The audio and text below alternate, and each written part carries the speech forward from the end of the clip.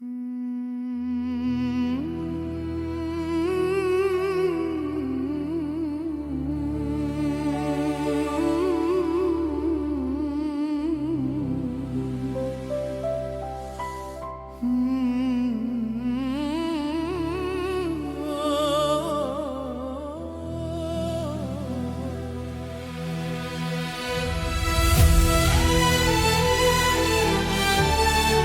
استبحتم الجنوب وقلتم نحن الحماة لديننا والموطن، أصف هناك حلالكم وصمتكم، وقصف الرياض تصيحون ليس من الدين، أتبيحون الدماء هناك ثم تحرمونها هنا، أوليس من في الجنوب بمسلم، أم دينكم يفصل على حسب الثمن؟ تبكون إن نال الخطر عواصمكم، وتصم آذانكم بذا دمر اليمن. ميزانكم مالت كفوف عدالته، حتى غدا الحق الضحية والظنن.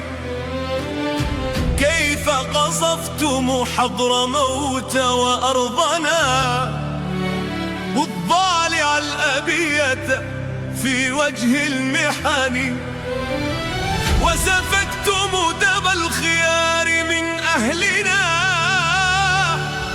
خير الرجال بغير ذنب أو ثمن. ألسنا نحن المسلمين بعهده، أم صرتم تروننا لسنا من الدين؟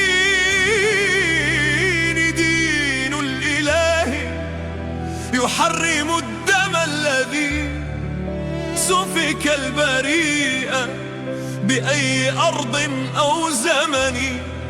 فاصدق مع الرحمن قبل جدالكم، فالحق لا يخفى ولا يشترى بالثمن.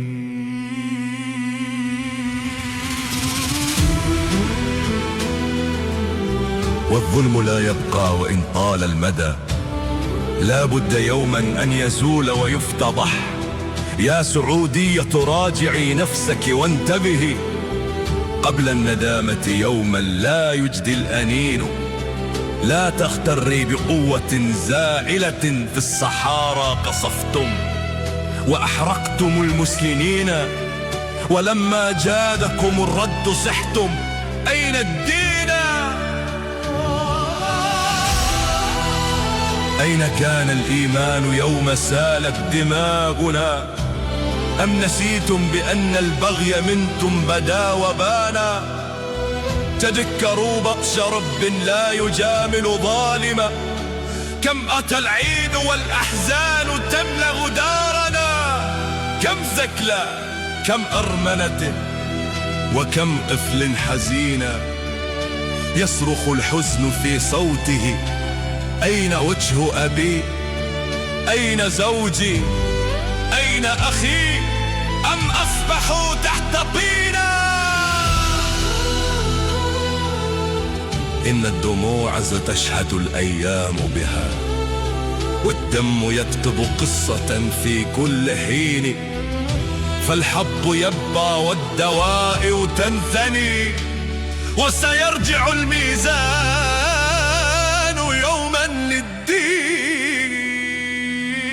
والباغي تدور عليه دوائر ربه،